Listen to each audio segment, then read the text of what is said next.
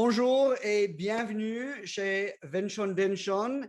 Aujourd'hui, on a encore un interview en français et c'est avec mon copain, le magnifique trompettiste et chef d'orchestre et musicien de chambre, quelqu'un qui joue le classique et le jazz, quelqu'un que je connais depuis bien, je vais réfléchir, environ 25 années ou plus. Il était mon successeur à Lausanne et on va parler de tout ça. Bonjour, Olivier Thuria. Bonjour Jeffrey, sympa de te revoir.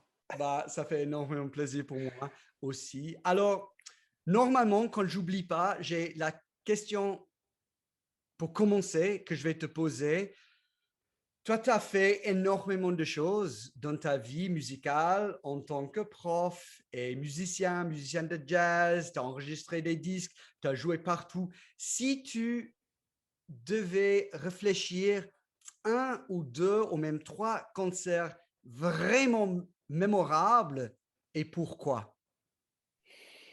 Ok, bon, écoute, c'est vrai que cette question, elle apparaît, je l'ai déjà entendue, et c'est pas évident hein, de choisir comme ça spontanément quelque chose. Je dirais la première chose qui me vient maintenant, c'est les Proms, Royal Albert Hall, complet évidemment pendant ce festival à Londres, et puis nous jouons avec le European Union Youth Orchestra, EUIO, dirigé par Bernard Haitink, Wow. et on joue le Sac du Printemps. Alors par exemple, ça c'est un souvenir qui me vient naturellement. Tu jouais quelle partie? La trompette en ré, pas Ouais, la piccolo, mais ouais. donc c'est clair que c'était beaucoup des sensations incroyables, déjà par l'ambiance qu'il y a dans ce festival.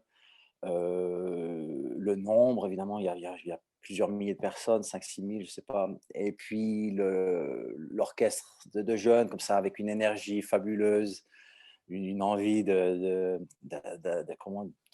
jouer parfaitement.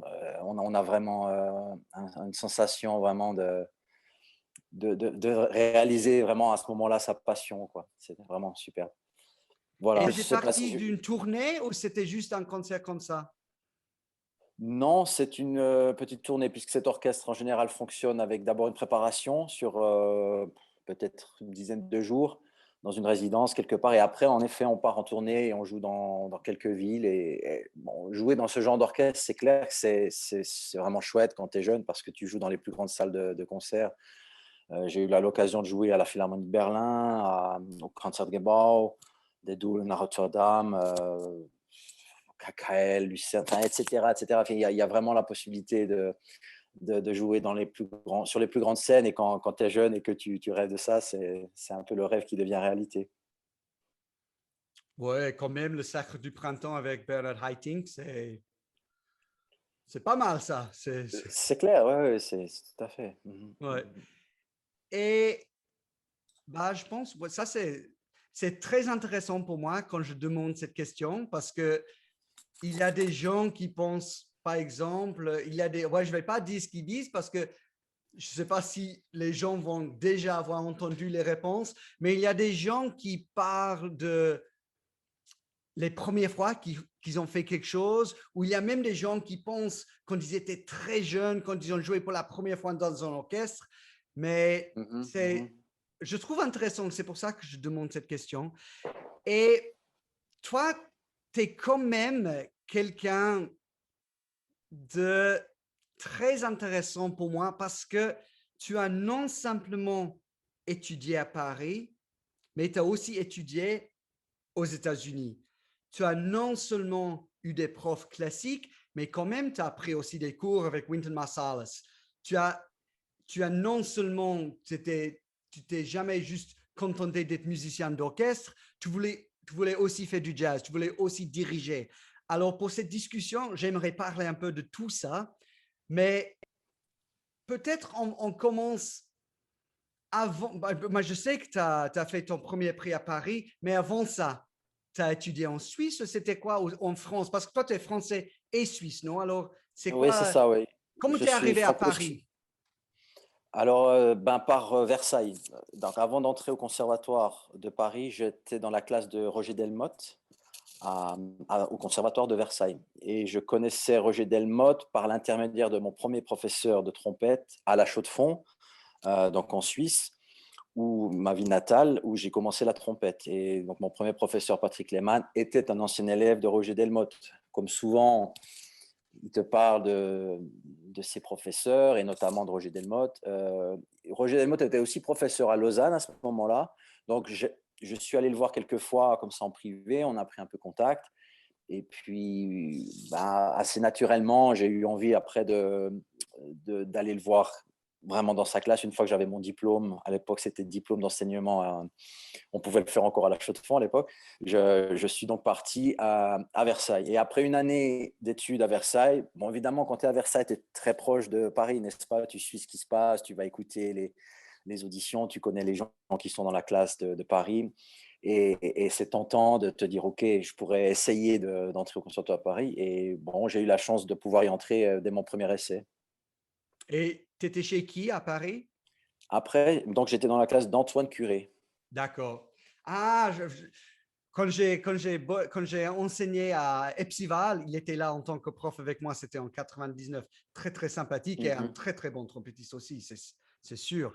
Et puis, tu as fait ton premier prix à Paris, mais tu ne voulais pas encore entrer dans le métier parce que tu es parti aux États-Unis. Et pourquoi? Mhm. Pourquoi ça? Oui, c'est vrai que c'est intéressant quand on est surtout en France, quand on est au Conservatoire de Paris et puis qu'on termine ses études à ce niveau-là, on a un peu l'impression que on peut pas vraiment aller plus loin, en tout cas dans l'échelle française.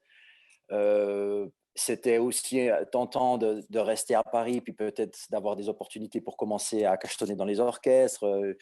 J'avais déjà quelques connaissances, quelques copains, quelques amis, et puis ça aurait été probablement super chouette.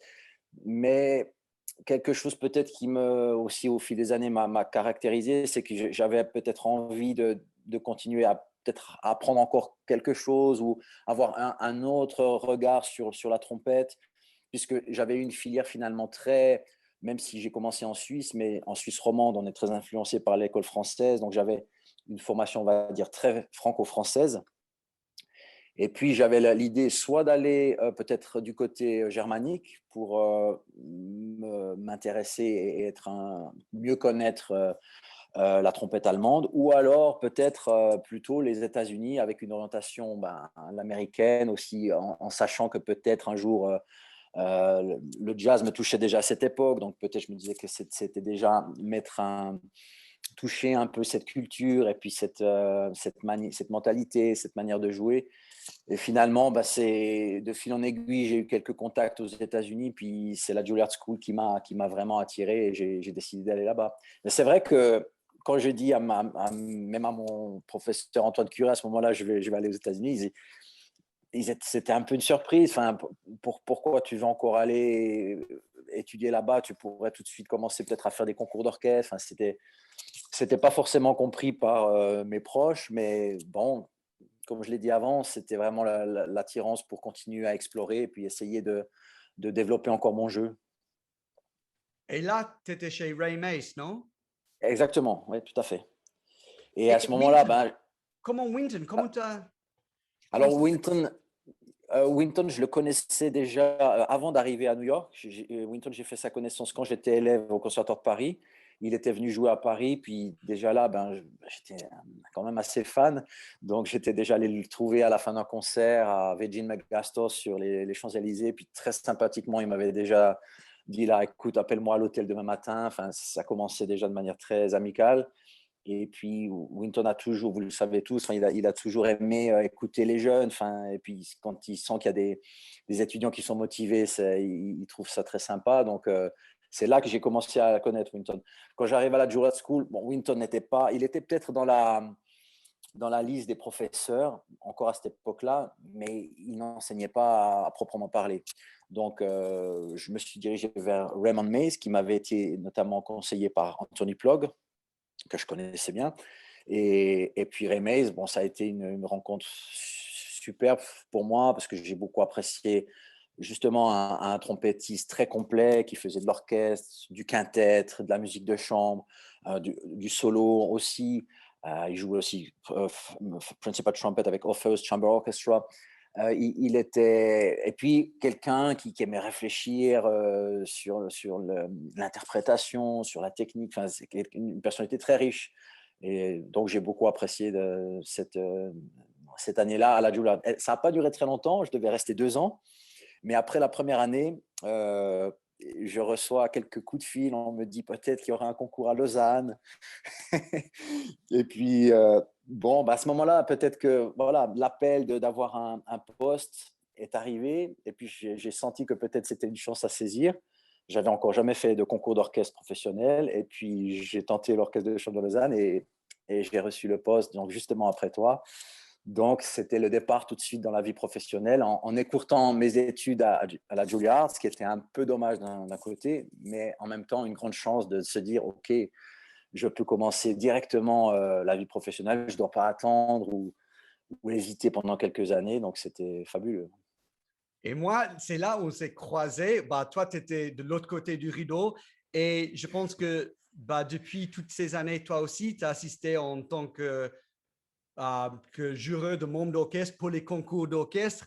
Et c'est clair que des fois, quand il y a un concours d'orchestre, il y a quelqu'un qui entre, qui joue, et tout le monde se regarde. Et on se dit, ah, on peut se détendre, tout va bien. Et c'était clair, tu es arrivé, je pense que c'était Tomasi, Haydn et des traits d'orchestre. On était tous là. Ouais, voilà. Et ça, c'est vraiment confortable parce que des fois, il y a des concours d'orchestre, on dit, bah, est-ce qu'on va trouver quelqu'un, on va devoir refaire, tati, tata. Mais toi, ton concours d'orchestre, c'était net, clair et net. Et ouais, c'était sympathique. Et je pense que tu sais ce que je veux dire avec ça pour les concours d'orchestre. Bah, Quand il y a quelqu'un qui on- arrive et toi, tu es arrivé comme on- ça. Bon, c'est gentil de t'entendre là-dessus parce que c'est vrai qu'on en a jamais reparlé, mais en tout cas, ce que je me souviens, c'est que juste après, on se connaissait pas encore, je crois, non, Non?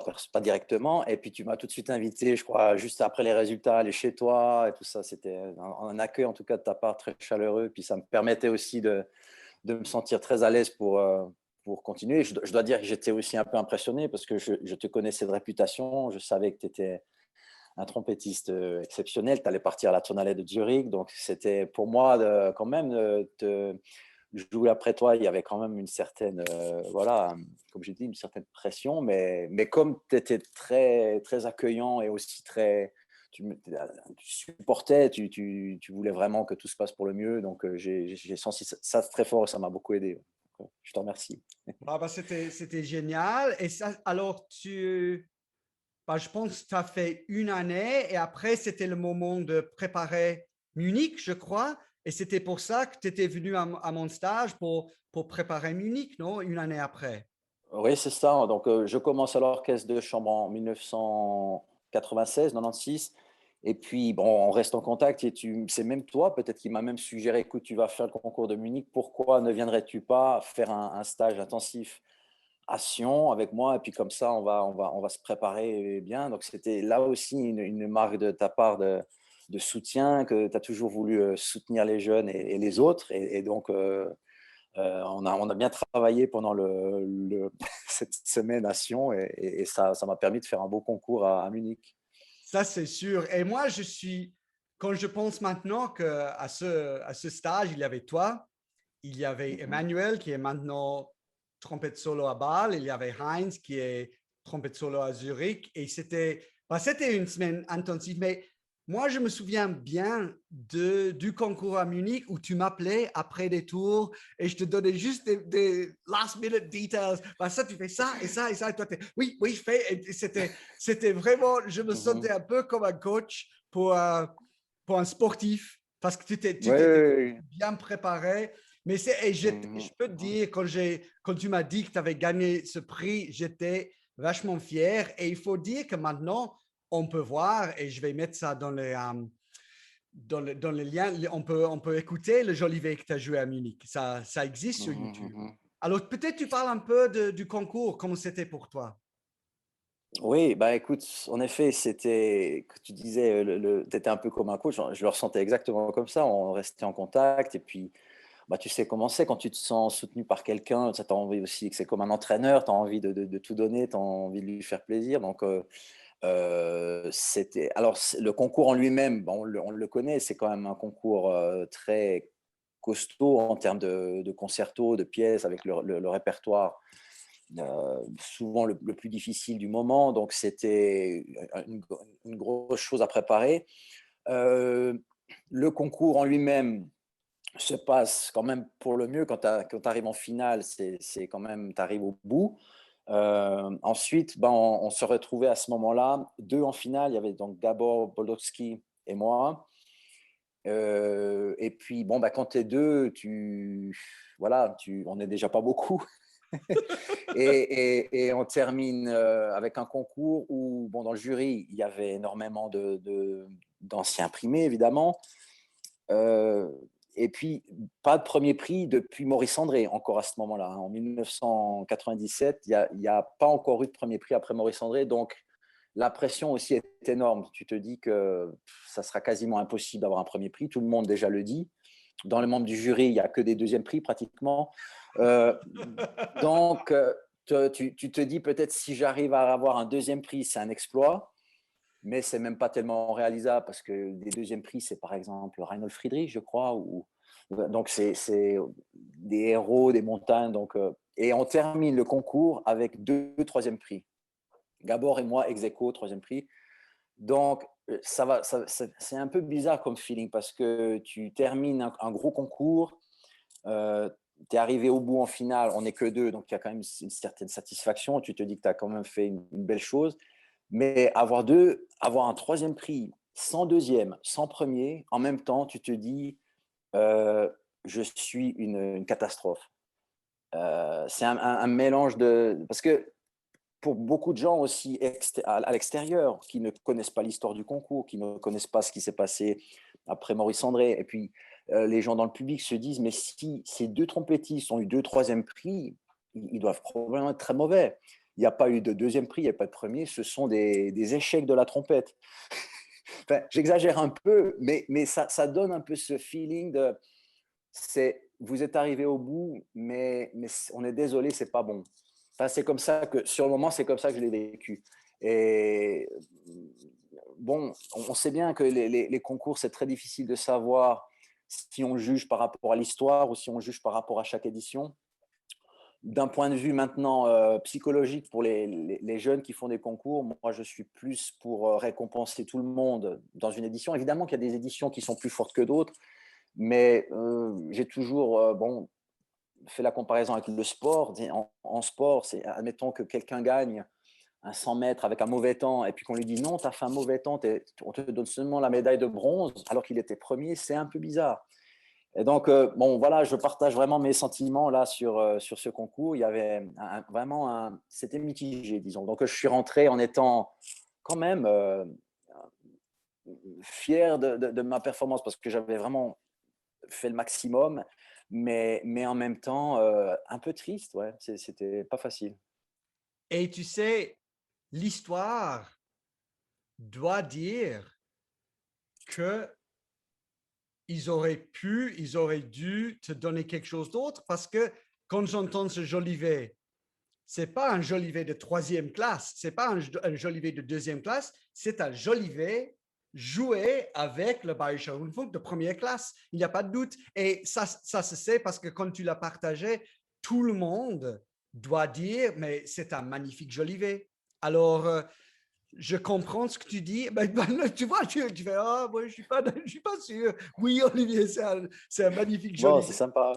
Non, mais c'est un magnifique Jolivet et Mhm, mhm. il n'y a pas de doute. Alors, je trouve que c'est très ouvert de ta part de raconter ça comme ça, tes sentiments. Pas Mhm, simplement mhm. dire, ah oui, j'étais content, j'avais le prix, mais et ça montre un peu ton caractère. Moi, je t'ai toujours estimé comme quelqu'un de très honnête. Et pour moi, Mhm, mhm. l'honnêteté, c'est quelque chose de très important dans la vie. Et c'est peut-être pour ça qu'on s'est toujours Ouais. bien entendu. Mais Mhm. merci en tout cas. Et alors, tu as fait ça, et puis après, tu as fait quelques années à Lausanne, mais je pense qu'il y avait quelque chose qui t'attirait, tu voulais tenter un peu Mhm, la vie mhm. de chef Bah, d'orchestre. Est-ce que ça te dit de parler de ça un peu? oui, volontiers. Juste par rapport encore à Munich, finalement, j'essayais de réfléchir tu parlais bon, d'une certaine honnêteté à avoir avec soi-même. Et puis, finalement, pour terminer ce chapitre positivement, dans ma tête, c'est devenu peut-être aussi quelque chose qui m'a apporté pour rester le plus impossible. J'aurais eu peut-être un deuxième prix, voire ils nous auraient donné un premier prix. Peut-être que j'aurais pris la grosse tête puis que j'aurais pensé, oh mon Dieu, qu'est-ce que je suis bon. Et puis, c'est possible que quand tu restes avec comme ça une position finalement très raisonnable, euh, quand tu dis, bon, le Jolivet était bon et puis il aurait peut-être mérité mieux, en même temps, si je regarde l'histoire et puis je regarde les deuxièmes prix d'histoire de ce concours, je me sens plus à ma place avec un troisième prix. J'ai l'impression que finalement, peut-être les choses étaient justes. C'est sur le moment que c'est difficile, mais avec du recul, je trouve que les choses étaient justes. Et puis, ça m'a probablement appris à rester peut-être avec une certaine humilité par rapport à ce que je peux faire et puis ce que je ne suis pas capable de faire. Donc, volontiers, on peut parler maintenant, si tu veux, de la direction d'orchestre.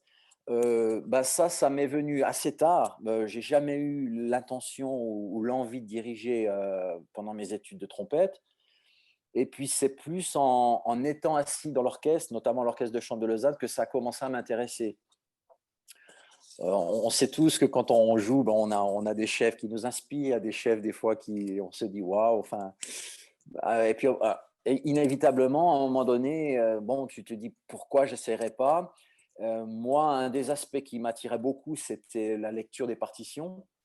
Euh, un peu comme un plus jeune, j'aimais bien aussi l'architecture et pour moi, lire une partition, c'était un peu cet aspect-là, avoir la possibilité de lire les plans, la partition, et puis de pouvoir ensuite façonner à sa manière la construction, l'interprétation. C'est vraiment ça qui m'attirait. Et ben, je suis parti dans ça. J'ai voulu le faire d'une manière sérieuse, dans le sens où je voulais pas être juste un chef d'orchestre qui essaye de diriger parce que voilà, il est instrumentiste, puis maintenant il pense qu'il peut diriger. Donc j'ai voulu le faire en étudiant. Donc, j'ai fait les étapes pour entrer dans une classe de direction. Je l'ai fait au Conservatoire de Genève, où je suis entré dans la classe de direction de Laurent Gay. Et puis, je faisais des cours aussi théoriques. J'ai dû même, enfin, j'étais assis avec de jeunes étudiants qui commençaient leurs études, alors que moi, si on veut, j'étais déjà expérimenté avec un poste d'orchestre. Des fois, je me levais à, je sais pas, 7 heures du matin pour aller suivre un cours d'orchestration à 8 heures au Conservatoire de Genève. Donc, je retrouvais une vie d'étudiant, ce qui me plaisait aussi. Et j'ai fait un cursus pour avoir un master de direction d'orchestre. Wow. Voilà comment j'ai établi les choses pour essayer d'aller après plus loin avec la direction d'orchestre. Et je sais que maintenant, tu es trompette solo à Berne, non? Alors pour être exact, j'ai été trompette solo à Berne jusqu'en 2012. Et puis à partir de 2012, pour différentes raisons, j'ai fait des changements et j'ai souhaité prendre le siège de trompette solo remplaçant. Donc Ah, d'accord. voilà. Alors, moi, j'ai vu, c'est quand que tu as commencé de donner des cours à Lausanne, parce que moi, je pense que j'ai vu une émission où tu dirigeais les tableaux avec l'ensemble de Mhm. cuivre. Alors, Oui. peut-être tu parles un peu des moments que tu as vécu en tant que chef d'orchestre ou d'ensemble, Mhm, mhm. des sentiments quand tu fais ça. Ouais, ouais, ouais. Alors ben évidemment, quand tu commences à étudier la direction d'orchestre, c'est déjà c'est une chose, mais à la rigueur, tout le monde peut étudier la direction d'orchestre. Ensuite, réussir à entrer dans le milieu de la direction et devenir un chef professionnel, ça honnêtement, jusqu'à aujourd'hui, j'ai pas trouvé la solution ou ça m'est pas arrivé. Euh, Est-ce que ça pourrait encore m'arriver? Je sais pas. C'est vrai que les années passent, mais bon, on peut toujours imaginer qu'il y a des bonnes surprises dans la vie. Donc, je n'arrive pas vraiment à concrétiser une carrière de chef d'orchestre professionnel que j'aurais souhaité à un moment donné.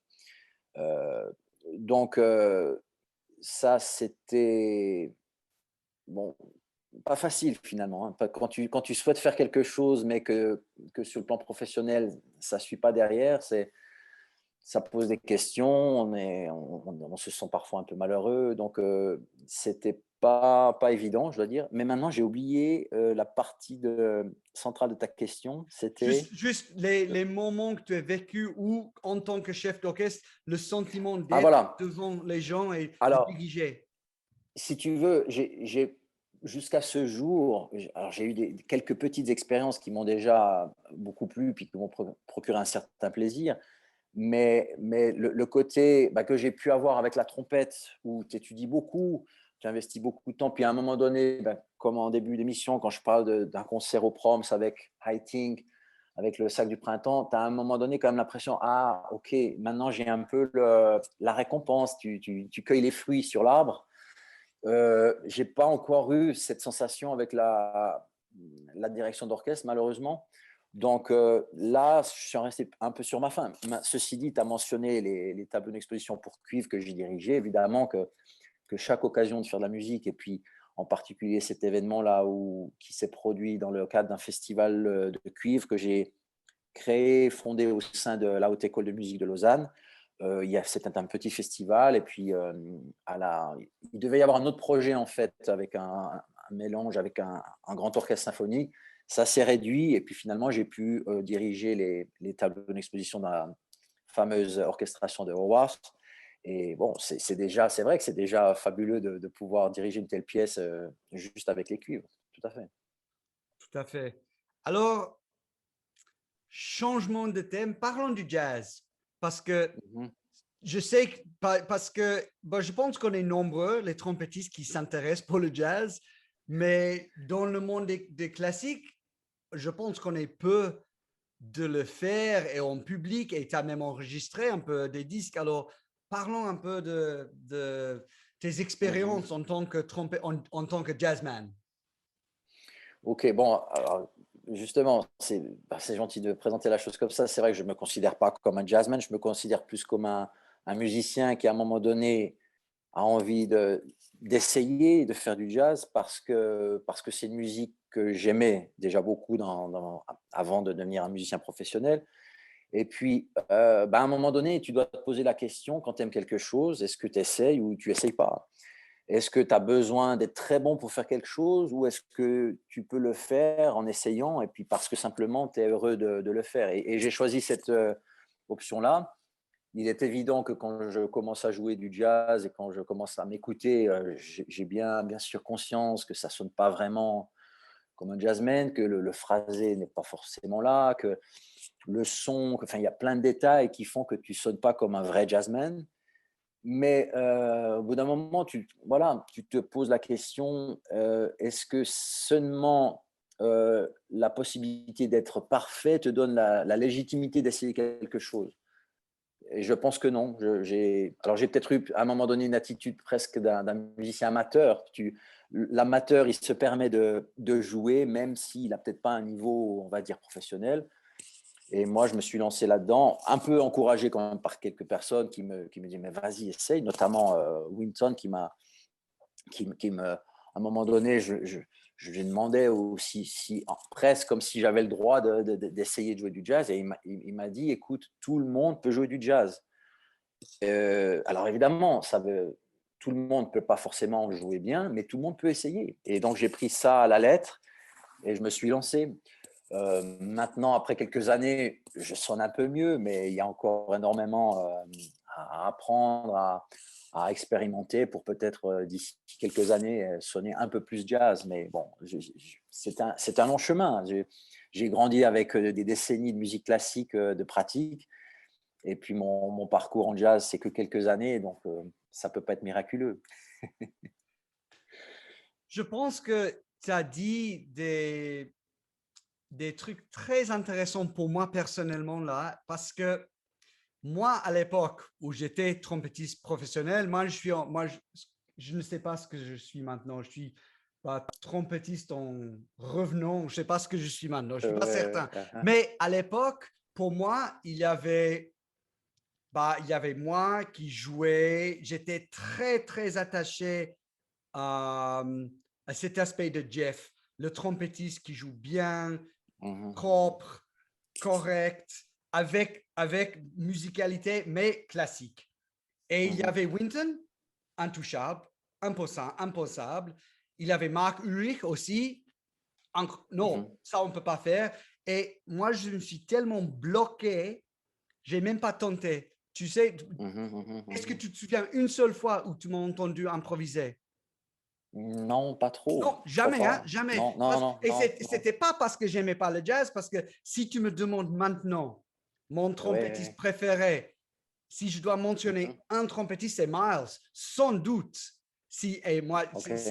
si je dois choisir 10 enregistrements pour la vie, tu vois, Mhm. Desert Island 10, il n'y aura qu'un Est-ce avec un trompettiste, ça sera Miles. C'est Ah, pas vraiment? parce que Ok. j'aime pas, mais j'osais pas. Je n'osais Ouais, pas. voilà. Ouais, Et ouais, alors, tout je à fait. Ouais. trouve que ton chemin de non simplement oser, mais de faire, c'est un bon chemin. Et tu sais, moi, je suis aussi persuadé on devrait commencer. Tu te souviens de mon ami Chester? Mhm. Chester Tout à fait. Ouais. Washington. Lui, il Yes. disait qu'on devrait commencer avec l'improvisation. Et je suis complètement d'accord parce que Mhm. quand on commence, tu vas faire ça, ça doit être précis. Oui, la précision, c'est important. Mais si on commence avec, parce que c'est naturel d'improviser. Quand on chante, quand on apprend à parler, on improvise. Oui, oui, oui, tout à fait. Et Alors, ça, c'est libérateur. C'est libérateur. Et ça, alors c'est libérateur. Ça te place aussi face à qui tu es et qu'est-ce que tu veux faire. Parce que au bout d'un moment, tu commences à jouer quelques notes, c'est sympa, c'est l'aspect libérateur. Mais après, improviser, mais pourquoi? Pourquoi faire? Pour dire quoi? Tu peux jouer du jazz ou tu veux jouer un blues. Mais pourquoi tu veux jouer un blues? À quoi ça sert? Tu sonnes, tu as quelque chose à exprimer dans ce blues ou c'est juste, c'est sympa de jouer un blues? C'est pas si simple que ça. Donc, ça te pose aussi beaucoup de questions sur toi-même, qui tu es. Et je pense qu'en effet, improviser, ça révèle aussi ta personnalité. Donc, c'est pas facile. C'est un peu se mettre nu devant un miroir et puis tu check et puis tu dois accepter qui tu es et puis peut-être ben, développer tes qualités. Donc, je pense que c'est une très belle, c'est une bonne expérience, mais pas toujours facile. oui, et moi, quand tu parles de ça, moi, je vois pour moi des trucs parallèles avec la vie que j'ai menée en tant que, avec les arts martiaux. Parce que ça Mhm. aussi, ça te met pas simplement face à toi-même, mais face à quelqu'un d'autre qui peut te frapper. Alors, c'est très Ouais, intéressant. Mais ouais, j'imagine. c'est, Mhm. c'est très, très beau ce que tu dis là. Ça, et je pense que les gens, ils vont entendre, ils vont écouter ça et ça va, ils vont être obligés de réfléchir et ça, c'est vraiment, je te remercie pour Mhm. ces commentaires. Maintenant, j'aimerais parler de ton disque que tu as fait et j'ai vu que le chef d'orchestre, c'était Laurent Gay. Et moi, je pense que moi aussi, j'ai joué Mhm. en soliste avec Laurent. Tu joues un peu le bug, tu fais l'ENESCO avec Oui. orchestre, tout ça. Parle-nous de ce disque. Oui, bah c'est vrai que c'est un disque qui sort sous le label Indescence. Ça me plairait de parler un peu justement de cette expérience aussi que j'ai pu avoir maintenant avec cette maison de disques qui est dirigée par un trompettiste lui-même, un Benoît Do, qui était un élève d'Éric Aubier. Et puis, ben, c'est quelque chose qui m'est arrivé ces dernières années, c'est-à-dire je le connaissais un peu, mais ces dernières années, on est rentré un peu en contact. Et puis, à un moment donné, tu trouves quelqu'un qui apprécie ton jeu, qui apprécie ton style, ta manière de jouer, aussi tes choix. Et puis, Benoît, donc avec Indécence, a accepté et ça lui a plu de produire plusieurs disques. Et j'avais cet enregistrement avec l'Orchestre de chambre de Lausanne, dirigé par Laurent Gay, et puis un programme qui a plu à Benoît parce que c'est un programme peut-être pas tellement typique trompette. J'ai pas sélectionné des œuvres de virtuosité. Enfin, peut-être Légende est quand même un petit peu délicat, on va dire, mais l'ensemble est un disque plus sur l'aspect lyrique de la trompette, qui est peut-être finalement pour moi, et c'est aussi des raisons pour lesquelles j'ai voulu jouer du jazz, c'est parce que ce que je préfère jouer, c'est les ballades. Donc, ce disque-là, Quiet City, qui vient de sortir, est si on veut, est un peu l'équivalent de ballade with strings qu'on a en jazz. Et c'est peut-être ce qui me plaît le plus à la trompette, c'est de jouer ce répertoire lyrique. C'est très beau et ça, je vais mettre ça dans les liens aussi pour cette Merci. conversation. Alors, Olivier, je pense qu'il reste juste, moi, j'aimerais juste parler de ta vie en tant que prof parce que quand même, tu as fait, j'ai vu, je pense que c'est quand tu as quitté Lausanne, tu as mentionné des grands trompettistes que tu as amenés pour tes élèves. Alors peut-être tu nous parles un peu de ça, parce que c'est pas évident, c'est pas, je dis, c'est pas normal si tu es au Conservatoire de Lausanne et tu as la chance de jouer pour Winton, par exemple. Alors peut-être tu parles un peu de ta philosophie en tant que prof et comment tu as fait ça.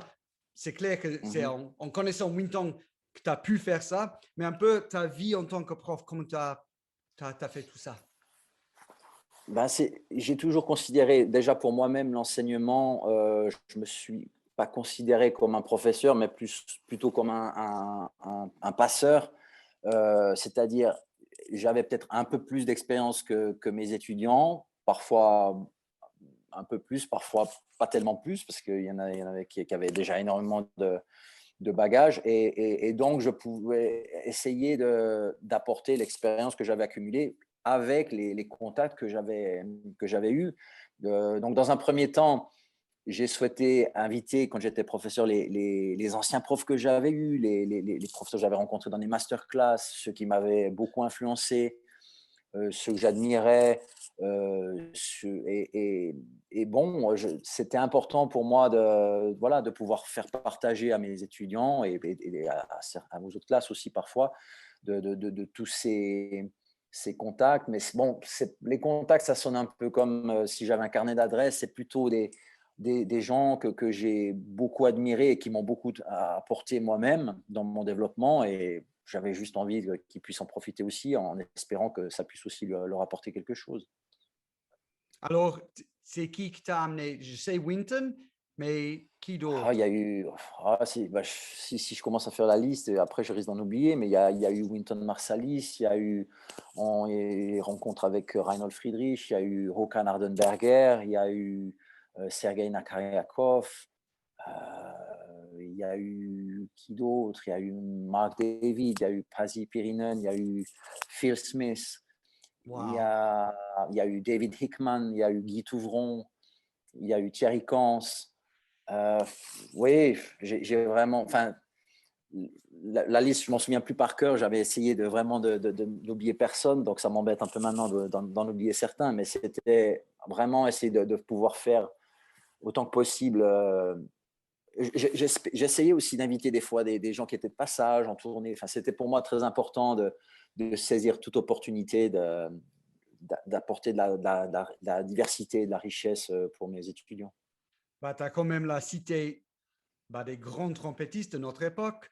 Et il y a encore une chose que je veux te demander, parce que souvent sur Facebook, je te vois des connexions avec Roger Federer. Est-ce que tu le connais ou c'est quoi la connexion là où tu adores je sais que tu adores le tennis, mais c'est quoi ta connexion avec Federer? Non, malheureusement, je ne suis pas un ami proche, mais je jouerais bien une fois avec lui. Mais non, c'est énormément d'admiration. Je Bon, partage d'ailleurs. Je partage cette admiration. C'est vraiment quelqu'un d'extraordinaire, je trouve. oui, et puis il y a étant musicien, on peut apprécier aussi chez lui ce côté qu'il a, je trouve, artistique de jouer au tennis.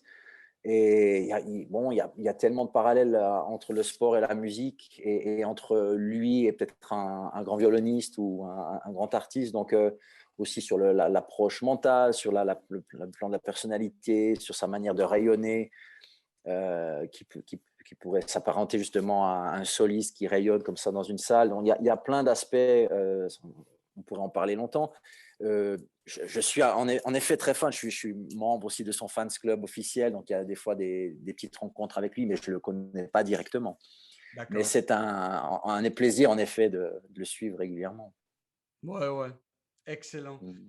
Alors, Olivier, je veux te remercier. Pour moi, je te disais avant de commencer l'enregistrement. Même s'il y a personne qui écoute ces interviews que je fais, pour moi, c'est un plaisir énorme de retrouver des amis parce que c'est clair que maintenant, ça fait non seulement j'avais arrêté la trompette, mais ça fait 20 ans que je vis en Australie. Tout à Alors, fait. Ouais.